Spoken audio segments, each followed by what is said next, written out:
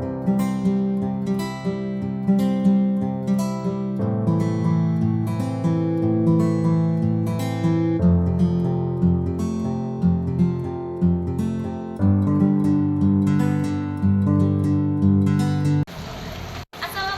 warahmatullahi wabarakatuh. Perkenalkan, nama saya Fitri Solihah, calon guru penggerak angkatan 10 dari SD Negeri 2 Mendawai, Kabupaten Kota Waringin Barat. Di video kali ini, saya akan melaksanakan demonstrasi kontekstual pada modul 3.1 pengambilan keputusan berbasis nilai-nilai kebajikan sebagai pemimpin dengan melakukan wawancara kepada 3 kepala sekolah. Selamat menyaksikan.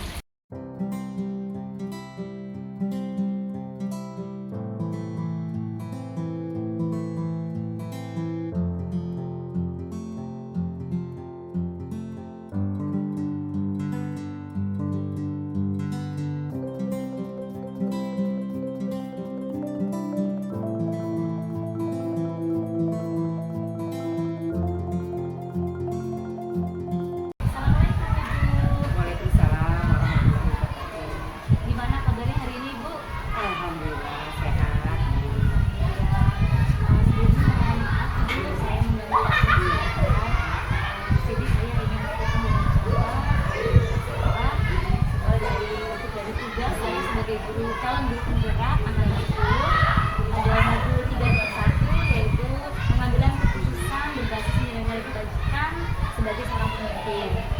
Ada beberapa pertanyaan yang ingin saya ajukan berkaitan dengan pengambilan keputusan yang ada di sekolah, Ibu ya. Pertanyaan yang pertama, Ibu, selama ini bagaimana Ibu dapat mengidentifikasi kasus-kasus yang merupakan dilema etika atau rujukan moral?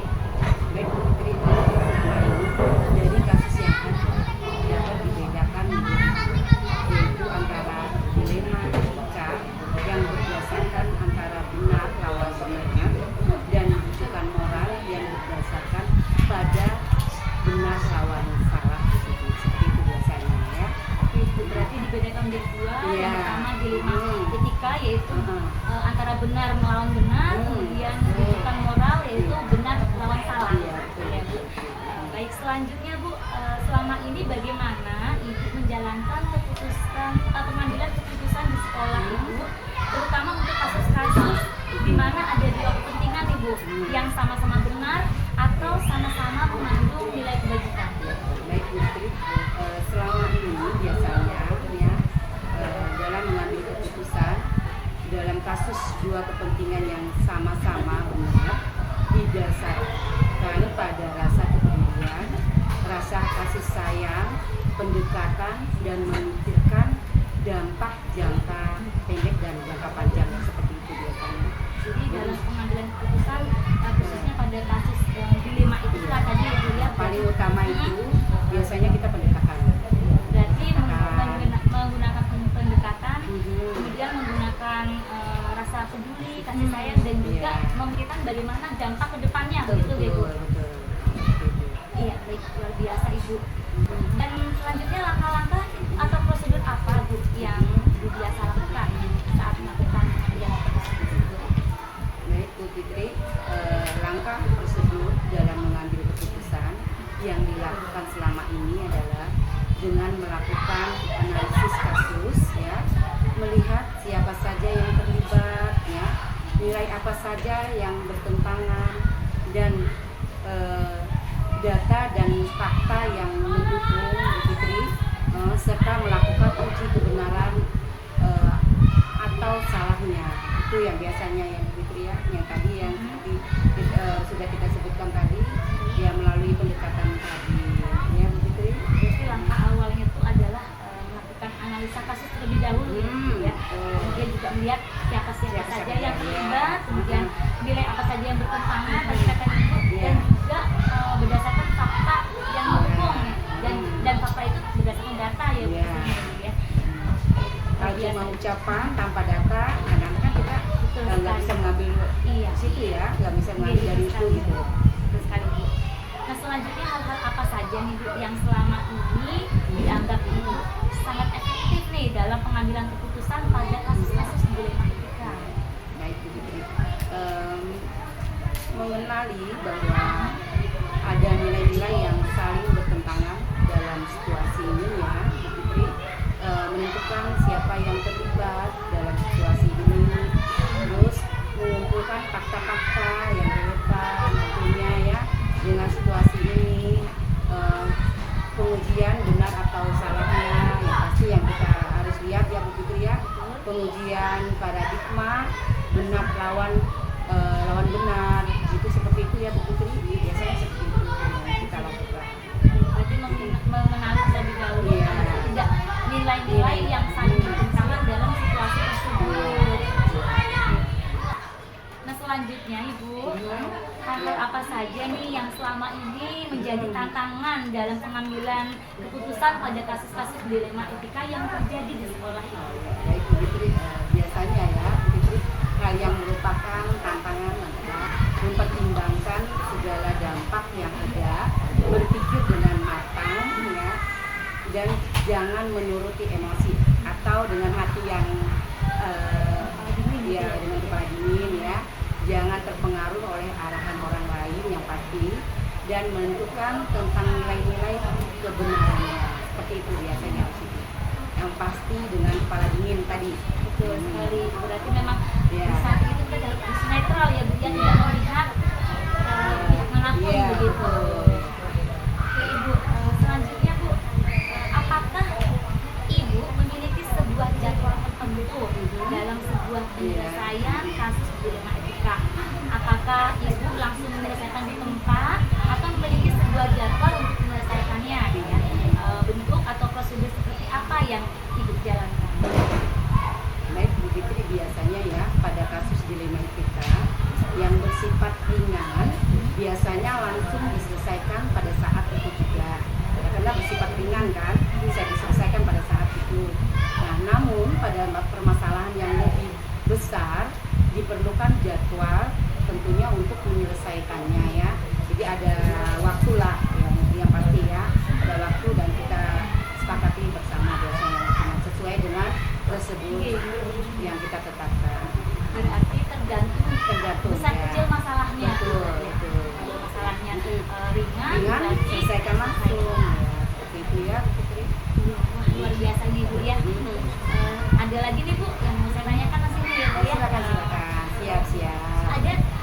Ada seseorang atau faktor-faktor apa yang selama ini mempermudah atau mendukung atau membantu Ibu nih dalam pengambilan keputusan dalam kasus-kasus dilema etika? Biasanya ada sih ya, ada biasanya. Tentunya kita sering komunikasi bersama guru-guru CGP ya, yang berperan aktif di sekolah ya, tentunya seperti itu, yang memberikan wawasan dan pengetahuan baru ya, yang baru mereka dapatkan kan, sehubungan dengan prosedur pengalaman keputusan yang menghadapi dilema etika tadi. Seperti itu biasanya kita selalu komunikasi sharing ya bersama guru-guru CGP tadi. Jadi adanya CGP di sekolah itu membawa dampak yang baik ya Bu? Luar biasa dampaknya. Semoga kedepannya juga lebih baik lagi ya Bu ya. Amin, kalian juga bisa sukses ya. Iya, Ibu. Iya, Tetap semangat tentunya. Nah, selanjutnya Bu, terakhir nih Bu, pertanyaan dari Iya. saya satu lagi. Silakan. Dari semua hal yang telah Ibu sampaikan tadi, pembelajaran apa yang dapat Ibu petik nih dari pengalaman Ibu saat mengambil keputusan dilema itu? Ya, itu biasanya yang kita ambil ya dari keputusan yang dilakukan dengan mempertimbangkan paradigma dan proses berpikir dalam dilema etika yang selanjutnya dilakukan pengujiannya. Begitu seperti itu biasanya ya, menggunakan langkah-langkah sistematis sesuai dengan Hajar apa itu simbol apa bukan ya Tuturi Handayani Ki Hajar Dewantara ya, yaitu murid yang akan merasakan kebahagiaan setinggi-tingginya setelah melaksanakan proses pembelajaran, atau saat ini kita menyebutnya sebagai merdeka belajar. Seperti itu ya, Fitri. Kayaknya ya sudah Ibu Fitri lakukan kan, dan sudah Ibu Fitri yang sedang Ibu Fitri laksanakan. Pembelajaran yang matang, yang berpihak pada murid sesuai dengan filosofi Iya, Hidayah iya, Dewantara. Dewantara. Ini luar biasa Ibu. Ini Dan merdeka belajar pastinya, betul. yang masih yang sekarang ini dicanangkan oleh pemerintah kita. Luar biasa sekali Ibu ya, apa yang sudah Ibu sampaikan tadi, Ibu dalam pengambilan keputusan sangat luar biasa bijaksana. Terima kasih. Berdasarkan 3 prinsip, 4 paradigma dan 9 kata dalam pengambilan keputusan berdasarkan nilai-nilai kebajikan.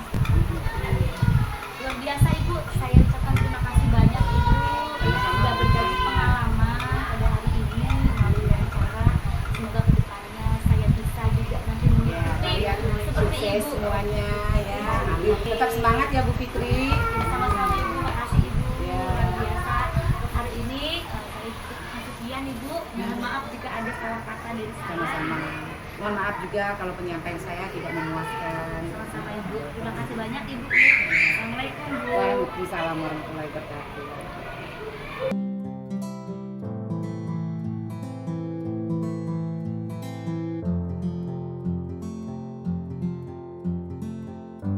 Assalamualaikum Ibu. Waalaikumsalam. Gimana kabarnya Ibu? Alhamdulillah sehat. Bu Fitri bagaimana? Alhamdulillah sehat juga Ibu. Terima kasih banyak Ibu sudah meluangkan waktunya hari ini untuk kegiatan wawancara, di mana wawancara ini adalah merupakan tugas saya sebagai calon guru penggerak pada modul 3.1 pengambilan keputusan berbasis nilai kebajikan sebagai seorang pemimpin. Diharapkan di depannya nanti saya bisa mengambil pengalaman dari Ibu sebagai kepala sekolah tentang bagaimana cara mengambil keputusan yang benar. Oke. Langsung saja Ibu ini ada beberapa pertanyaan yang akan saya ajukan. Yang pertama Bu, selama ini bagaimana Ibu mengidentifikasi kasus-kasus yang merupakan dilema etika ataupun rujukan moral? Baik Bu Fitri, terima kasih kesempatan bertanya kepada Ibu sebagai kepala sekolah. Dari pertanyaan yang diberikan kepada saya sebagai kepala sekolah, biasanya dalam mengambil sebuah keputusan saya mempertimbangkan berbagai masukan berupa informasi faktual dalam segala keputusan yang saya ambil mengacu berdasarkan aturan dari pemerintah, dan aturan itu dibuat oleh sekolah yang bersendiri untuk menciptakan suasana sekolah yang nyaman, biasanya seperti itu, aman dan sesuai dengan visi sekolah yang ada di sekolah ini. Dan sesuai dengan visi sekolah. Iya. Ibu ya. Baik. Nah selama ini nih Bu, bagaimana Ibu menjalankan pengambilan keputusan yang ada di sekolah Ibu, terutama untuk kasus-kasus di mana ada dua kepentingan nih, yang sama-sama benar atau sama-sama mengandung nilai kebaikan.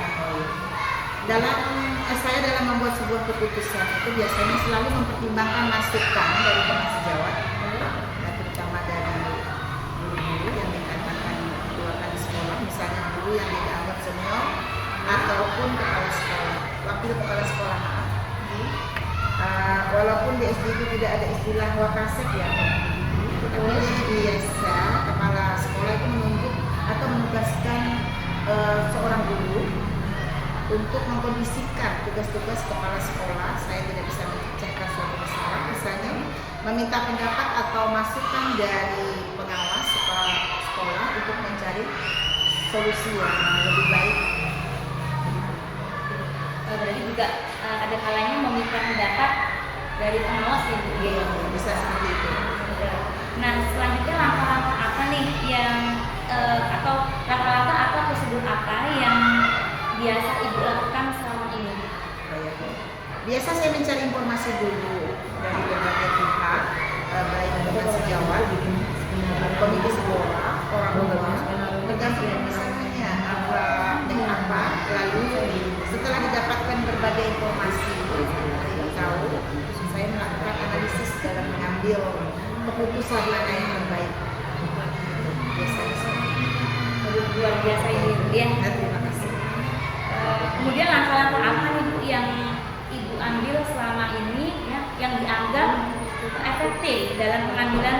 keputusan pada kasus-kasus dilema PDK?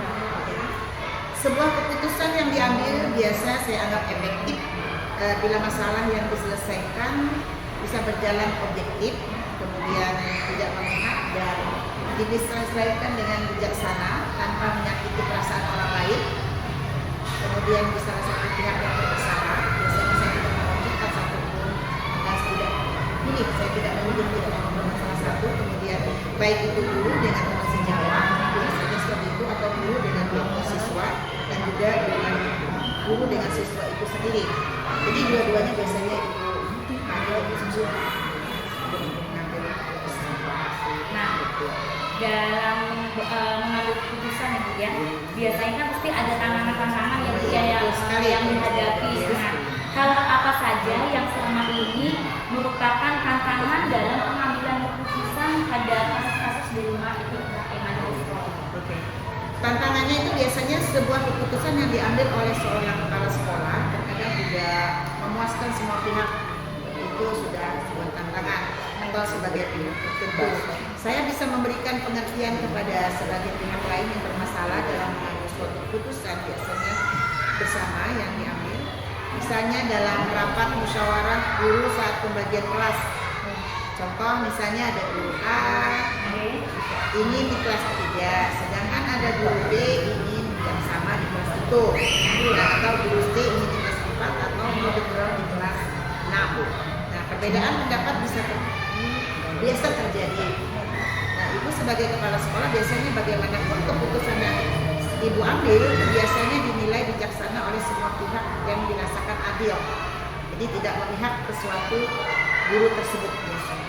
Berarti dilakukan juga secara musyawarah ya, ya. musyawarah untuk mencapai semangat yang mana tidak merugikan salah satu guru yang ada. Itu sekali luar biasa ini ya Bu ya. Nah, apakah ibu memiliki sebuah jadwal Bu ya, jadwal tertentu dalam sebuah penyelesaian kasus dilema IPK? Apakah ibu langsung menyelesaikan di tempat atau ibu memiliki jadwal untuk menyelesaikannya? Nah, misalnya itu bentuk dan prosedurnya itu seperti apa yang akan ibu jalankan? Biasanya ibu melakukan penjadwalan dalam menyelesaikan kasus suatu dilema dengan memanggil secara bergantian yang bersangkutan. Nah, kemudian setelah didapat jalan, kemudian biasanya ibu menyelesaikannya itu dengan menemukan kedua belah pihak. Jadi ibu selesaikan secara bermasalah dan menyelesaikan permasalahan secara baik dan bijaksana. Jadi ibu bergantian tergantung permasalahan. Apa bisa diselesaikan nanti ibu tidak berpendam, tidak berlari kepada diselesaikan. Biasanya seperti itu. Ya. Nah, selanjutnya nih Bu, apa ibu memiliki? Adakah ibu seseorang atau faktor-faktor apa yang selama ini mempermudah atau membantu nih dalam pengambilan keputusan dalam dilema kasus-kasus dilema? Oke. Biasanya ibu selain keluarga yang mendukung, termasuk juga rekan sejawat dan warga sekolah yang perlu bekerja sama dan kekompakan sebagai suatu tim biasanya dalam suatu pengambilan keputusan terkait penyelesaian kasus-kasus yang ada berkaitan dengan dilema dan etika dan mewujudkan moral. Jadi keluarga juga mendukung.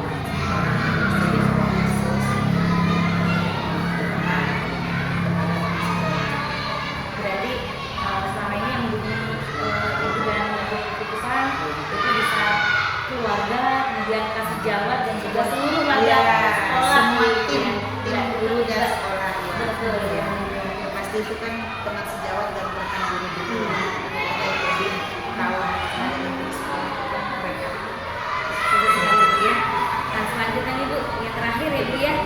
Dari semua hal yang telah disampaikan tadi Ibu, pembelajaran apa yang dapat Ibu petik nih dari pengalaman yang Ibu dalam mengambil keputusan tadi? Baik, saya mendapatkan berbagai pengalaman dari beberapa sekolah yang saya pernah bertugas sebelumnya kan, di sini sekarang. terutama di tahun pertama menjadi kepala sekolah. Seorang kepala sekolah biasanya bukan hanya dituntut untuk menjadi seorang pemimpin sekolah, tetapi berbagai masalah sifatnya kompleks yang harus ditangani dan diselesaikan oleh seorang kepala sekolah dengan bijaksana, tidak istilahnya tidak tebang pilih. Jadi semua permasalahan itu harus bisa diselesaikan pada hari itu juga. Jadi tidak boleh. Luar biasa Ibu ya, Terima kasih. keputusan itu harus melibatkan banyak Iya, orang juga betul sebenarnya. sekali. Jadi Ibu terima kasih banyak untuk kesediaannya hari ini sudah berbagi pengalaman. Oke, saya ucapkan terima kasih banyak atas waktunya, kesediaannya. Mungkin lain kali saya juga mungkin ingin berbagi lagi dengan Ibu. Oke, siap. Terima kasih banyak Ibu. Sama-sama gitu. Sukses ke depan. Sama-sama Ibu. Selamat pagi. Selamat pagi.